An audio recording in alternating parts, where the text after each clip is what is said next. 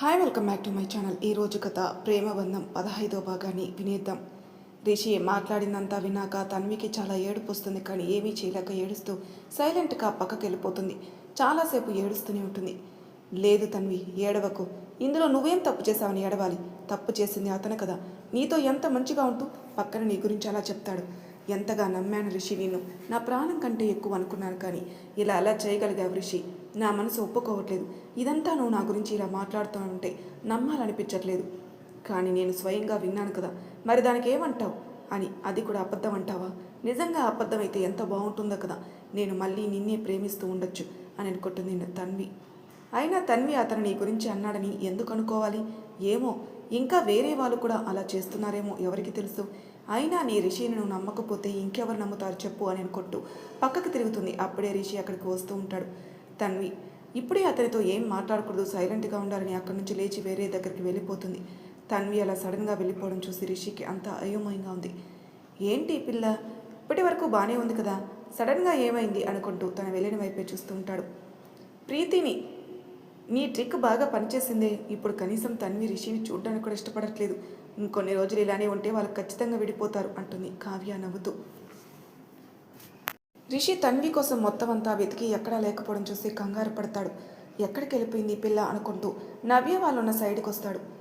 ఏంటి రిషి, ఎవరినో వెతుకుతున్నట్టున్నావు అని అడుగుతాడు సంతోష్. అదేం లేదు సంతోష్, మామూలుగా వచ్చాను అంటాడు రిషి. హో ఓకే, ఇంతకీ మా చెల్లి ఎక్కడా అని అడుగుతాడు సంతోష్. ఏమో సంతోష్, నేను కూడా చూడలేదు అంటాడు రిషి. అదేంటి, నేను పక్కకు వచ్చేస్తే తన్వి రిషితో టైం స్పెండ్ చేస్తుంది అనుకుంటే ఆయన దగ్గర కూడా లేకుండా ఎక్కడికి వెళ్ళినట్టు అని ఆలోచిస్తూ ఉంటుంది నవ్య. ఏమైంది నవ్య, ఏం ఆలోచిస్తున్నావు అని అడుగుతాడు సంతోష్. ఏం లేదు, నేను ఇప్పుడే వస్తానని చెప్పి తన్విని వెతకడానికి వెళ్ళింది. ఎక్కడా కనిపించకపోవడంతో తనలో కంగారు మొదలైంది. వెంటనే ఫోన్ తీసి కాల్ చేసింది. కారులో ఉన్న తన్వి ఫోన్ రింగ్ అవడంతో లిఫ్ట్ చేసి చెప్పు నవ్య అంది.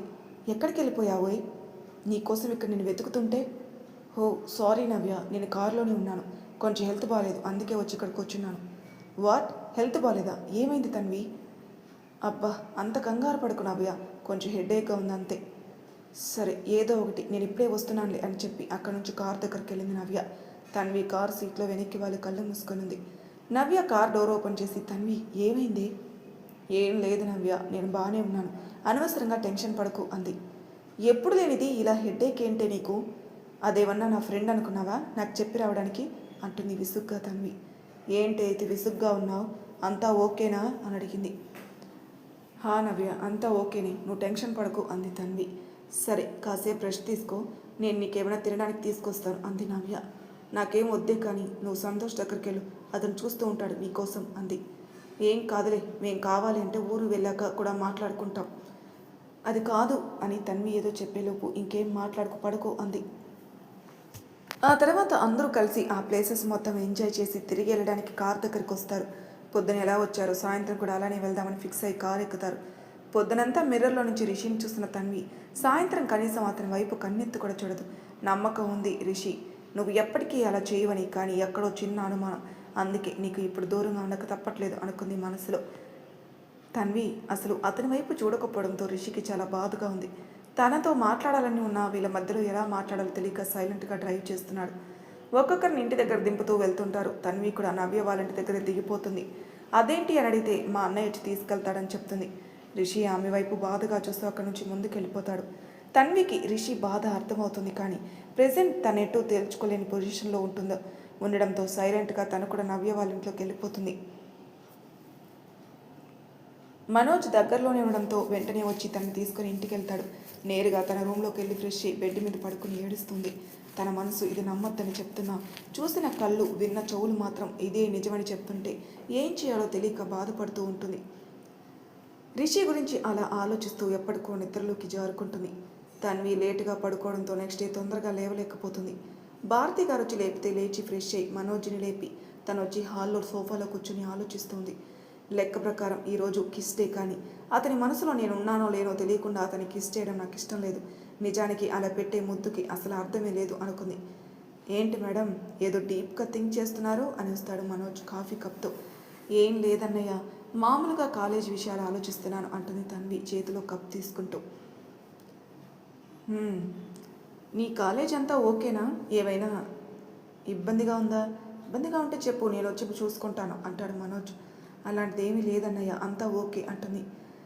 సరే అన్నయ్య అంటుంది తన్వి. ఇద్దరు అలా సరదాగా కబుర్లు చెప్పుకుంటూ టిఫిన్ కూడా చేసేసి కాలేజీకి స్టార్ట్ అవుతారు. తన్వి కాలేజీకి వచ్చి తను ఎప్పుడు కూర్చునే ప్లేస్లో కూర్చొని ఆలోచిస్తుంది. హే, ఈ రోజుకి ఇస్తే ఏం ప్లాన్ చేసావే అంది నవ్య. ఏం ప్లాన్ చేయలేదు నవ్య అంటుంది తన్వి డల్లుగా. అవునా, అదేంటి? చేయకపోవడం ఏంటి? అసలే ఇంకా 3 days ఉంది రిషి బర్త్డేకి. అందులోనూ ఈరోజు కిస్ డే, రేపు hug day and next day Valentine's day అంటే రిషి బర్త్డే అంటుంది నవ్య. నిజమే నవ్య, అతని మనసులో ఏముందో తెలియకుండా నా అంతటి నేను వెళ్ళి కిస్ చేయడం నాకు ఇష్టం లేదే అంది. అదేంటి తన్వి, అతను కూడా నువ్వంటే ఇష్టం అన్నావు కదా? అలా అని నేను అనుకున్నానేమో అనిపిస్తుంది నవ్య. ఏమైంది తన్వి, ఎందుకింత బాధపడుతున్నావు? ఏమో తెలియడం లేదు, కానీ ఈరోజు అతని దగ్గరికి వెళ్ళి కిస్ చేయాలంటే ఏదోలా ఉంది. ఒకరికి మనం ప్రేమతో పెట్టే ముద్దు అవతలి వారు కూడా ప్రేమగానే తీసుకోవాలి కదా. తను లవర్గా అనుకోకుండా జస్ట్ ఫ్రెండ్గా అనుకుంటే ఆ ఫీలింగ్ చాలా బాధగా ఉంటుంది. అలా ఎందుకు అనుకుంటావు తన్వి? నిన్న చూసావు కదా, అతని కళ్ళల్లో నీ మీద ప్రేమ కనిపించింది నాకు. అయినా ఎన్ని రోజులుగా చూస్తున్నావు అతనేంటో నీకు అర్థం కాలేదా? తన్వి నవ్య వైపే చూస్తుంది. నువ్వు అతన్ని నిజంగా ప్రేమిస్తుంటే అతని మనసులో ఏముందో నీకు తెలుస్తుంది కదా. అతను ఎలాంటి వాడో తెలుసు, అతని గురించి నీకు పూర్తిగా తెలుసు. అలాంటిది ఇలా ఎలా ఆలోచిస్తూ ఉంటావే అంది నవ్య. నవ్య మాటలు తన్విని ఆలోచనలో పడేశాయి. నిజమే, అతను ఎలాంటి వాడో తనకు బాగా తెలుసు. అతను ఎప్పటి వరకు ఎవరిని హర్ట్ చేయలేదు. నిజానికి అతని మనసులో ఏమనుకుంటే బయటకు అది డైరెక్ట్గా చెప్పేస్తాడు. పైగా ఆమెను చూసినప్పుడల్లా అతని కళ్ళలో ఏదో తెలియని మెరుపు. ఆమె గమనించకపోలేదు. అతని మాట్లాడాలని ఎదురు చూసే చూపు, అతని మాట్లాడినప్పుడు అందంగా నవ్వే పెదవులు, మొత్తంగా తన కోసం అతను పడి ఆరాటం అన్నీ గుర్తుకొచ్చాయి. హే తన్వి, ఏమైంది? ఎందుకు అలా బాధపడుతున్నావు అంది నవ్య కంగారుగా. నేను రిషిని చూడాలి నవ్య అంటుంది తన్వి ఏడుపు గొంతుతో. ఆగు, నేను అతను వచ్చాడో లేదో అని సంతోష్ని అడిగి తెలుసుకుంటాను అంది. సంతోష్కి కాల్ చేసింది నవ్య. సంతోష్, ఎక్కడున్నావు? నేను బయటన్నాను నవ్య, ఏంటో చెప్పు. ఏంటి, కాలేజీకి రావట్లేదా? లేదు, వస్తున్నాను, జస్ట్ ఒక 1/2 hour పడుతుంది. చిన్న వర్క్ ఉంటే నేను రిషి బయటకు వచ్చాం. నీతో పాటు రిషి గారు కూడా ఉన్నారా అంటుంది నవ్య. అవునున్నాడు, వాడిదే వర్క్, వాడి కోసమే నేను ఇలా వచ్చాను. అవునా, ఓకే, వచ్చాక ఒకసారి కాల్ చేయి అంటుంది. సరే అని కాల్ కట్ చేస్తాడు. తన్వి, సంతోష్ రిషి ఇద్దరు కలిసి బయటికి వెళ్ళారంటే వచ్చాక కాల్ చేస్తానని చెప్పాడు సంతోష్ అంటుంది నవ్య. ఓకే నవ్య అని చెప్పి ఏం చేయాలో ఆలోచిస్తుంది. అవును నవ్య, నాకు ఒక డౌట్. రిషి వెనకాల నేను కాకుండా ఇంకెవరైనా వస్తున్నారా అని అడుగుతుంది. నాకు తెలిసే, అయితే నువ్వు కాకుండా ఇంకెవరు రావట్లేదు తన్వి అంటుంది నవ్య. షోరా అంటుంది తన్వి. తన్వి, వాళ్ళ బ్యాచ్ కాకుండా బయట వాళ్ళు ఎవరు ఉండరు. పైగా సంతోష్ కూడా నాకు ఈ విషయం ఎప్పుడూ చెప్పలేదే. అసలు ఏం జరుగుతుంది నవ్య? ఏమో, అతని వెనక ఎవరు రావట్లేదంటుంది. మరి ఆ రోజు రిషి తిట్టింది ఎవరిని? నన్నేనా? ఈ విషయం నాకు ఎలా క్లారిటీ వస్తుందని ఆలోచిస్తుంది. ఏమైంది, ఎందుకు పెద్దాక సైలెంట్ అయిపోతున్నావే అంటుంది నవ్య. ఏం లేదంటుంది. రిషి బర్త్డే కోసం చాలా ప్లాన్ చేసుకున్నాను, కానీ ఈ కన్ఫ్యూజన్ వల్ల ఎటూ తేల్చుకోలేని పొజిషన్లో ఉన్నాను. ముందు ఎలా అయినా ఈ విషయం క్లారిటీ తెచ్చుకోవాలి అనుకుంటుంది తన్వి మనసులో. అబ్బా తన్వి, మళ్ళీ ఏం ఆలోచిస్తున్నావే? ఏం లేదు నవ్య, 2 daysలో బర్త్డే ఉంది కదా, ఏం చేయాలని ఆలోచిస్తున్నాను. పిచ్చి పిచ్చి ఆలోచనలు చేయకు అంటుంది నవ్య. సరే అంటుంది తన్వి కూడా. ఇద్దరు కాసేపు అలా మాట్లాడుకుని రిషి వాళ్ళు ఇంకా రాకపోవడంతో వాళ్ళ క్లాస్ టైం అయిందని వాళ్ళ క్లాస్లోకి వెళ్ళిపోతారు. తన్వి మాత్రం రిషి గురించి ఆలోచిస్తుంది.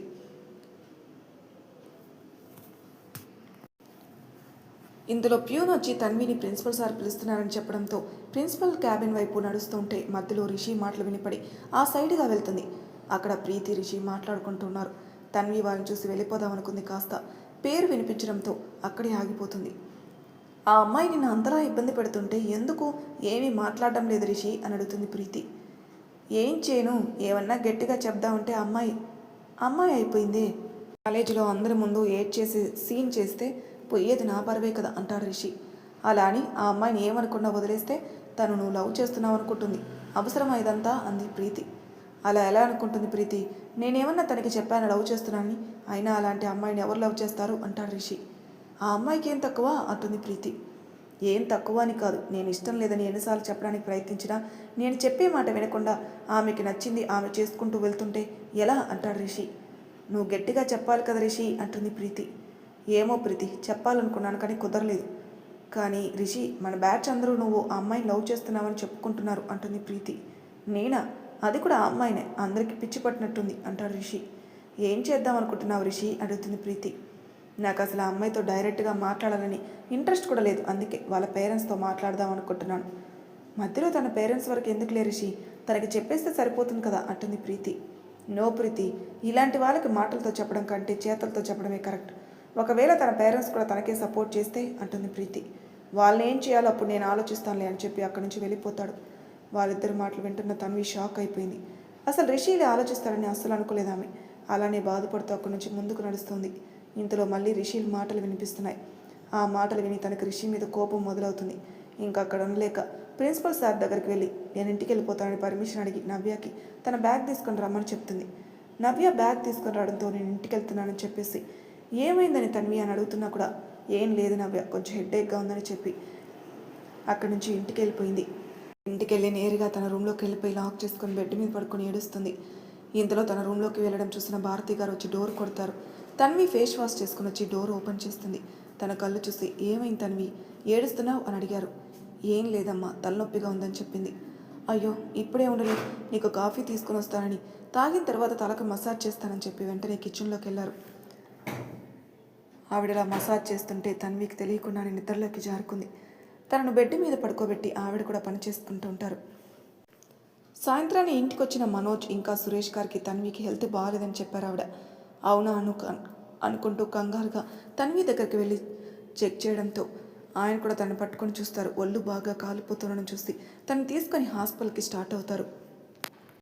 తనని హాస్పిటల్లో చూపించాక దేనికో చాలా స్ట్రెస్ అవుతుందని, బాగా ఏడవడం వల్ల ఫీవర్ వచ్చిందని చెప్తారు డాక్టర్. ఏవండి, అది దేనికంత బాధపడుతుంది, అయినా ఇన్ని రోజులు బాగానే ఉంది కదా, సడన్గా ఏమైంది తనకి, మనకి చెప్తే ఏ విషయమైనా మనం చూసుకుంటాం కదని బాధపడుతుంటారు భారతి గారు. గంట తర్వాత అసలు వచ్చిన తనకి మనోజ్ తెచ్చిన ఇడ్లీ తినిపించి ఇప్పుడు ఎలా ఉంది తల్లి అని అడుగుతారు భారతి గారు. అమ్మ, నాకేమైందని ఇంత చేస్తున్నారు, నాకు జస్ట్ నార్మల్ ఫీవరే వచ్చింది అంటుంది తన్వి. అమ్మ ప్లీజ్ ఏడవకు, ఇప్పుడు నేను బాగానే ఉన్నాను కదా అంటుంది తన్వి బాధగా. నేను బాగానే ఉన్నానన్నయ్య అంటుంది తన్వి. తర్వాత డాక్టర్ వచ్చి చెక్ చేసి హెల్తీ ఫుడ్ పెట్టమని చెప్పి తనని ఇంటికి తీసుకుని పోవచ్చు అంటారు. తన్విని మనోజ్ తీసుకొచ్చి కారులో కూర్చోబెడతాడు. నలుగురు కలిసి ఇంటికి వెళ్తారు. భారతి గారు గుమ్మం బయట తన్విని ఉండమని చెప్పి దిష్టి తీసి లోపలికి రమ్మని చెప్తారు. తన్వి వచ్చి సోఫాలో కూర్చుంటుంది. బంగారం, ఒకటే విషయం అడుగుతున్నాను, ఆన్సర్ చెప్పు అంటారు సురేష్ గారు చిన్నగా. మీరేం అడుగుతారో నాకు తెలుసు, కానీ ఆ విషయం నేను ఇప్పుడే చెప్పలేను, నాకు కొంచెం టైం కావాలి అని అడుగుతుంది తన్వి. నీ ఇష్టం బంగారం, ఎంత టైం అయినా తీసుకో, కానీ ఇలా బాధపడుతూ మాత్రం ఉండకు అన్నాడు. నాన్న ప్లీజ్ అలా మాట్లాడకండి, ఈ రోజు నుంచి నేను అలా బాధపడుతూ ఉండను అంటుంది తన్వి చిన్నగా. సారీ అన్నయ్య, ఇంకెప్పుడు ఇలా చేయను అంటుంది తన్వి ఏడుస్తూ. ప్లీజ్ తన్వి ఏడవకు అంటాడు మనోజ్ తన కళ్ళు తుడుస్తూ. కాసేపు అలానే మాట్లాడుకున్నాక తన్విని తీసుకెళ్లి తన రూమ్లో పడుకోబెట్టి వీళ్ళు ఎవరి రూమ్లోకి వాళ్ళు వెళ్ళిపోతారు. అలా ఆ రోజు అయిపోతుంది. నెక్స్ట్ డే నవ్య తన్వికి కాల్ చేస్తుంది. హే తన్వి, ఏమైపోయావే, నిన్న ఇంటికి వెళ్ళిన దగ్గర నుంచి ఒక కాల్ లేదు, మెసేజ్ లేదు, ఈరోజేమో కాలేజీకి కూడా రాలేదు, ఏమైందే? నాకు హెల్త్ బాగాలేదు నవ్య, అందుకే నేను కాలేజీకి రావడం లేదు ఈరోజు అంటుంది తన్వి. వాట్, హెల్త్ బాగాలేదా, ఏమైంది? ఏం లేదు నవ్య, టెన్షన్ పడుకో, జస్ట్ కొంచెం ఫీవర్గా ఉంది అంతే. ఏమైంది తన్వి నీకు, ఒక 2 డేస్ నుంచి ఇలానే నీరసంగా ఉన్నావు, ఏమైంది అంది నవ్య. అంతా బాగానే ఉంది, నువ్వు ఎక్కువ టెన్షన్ పడుకో అంది తన్వి.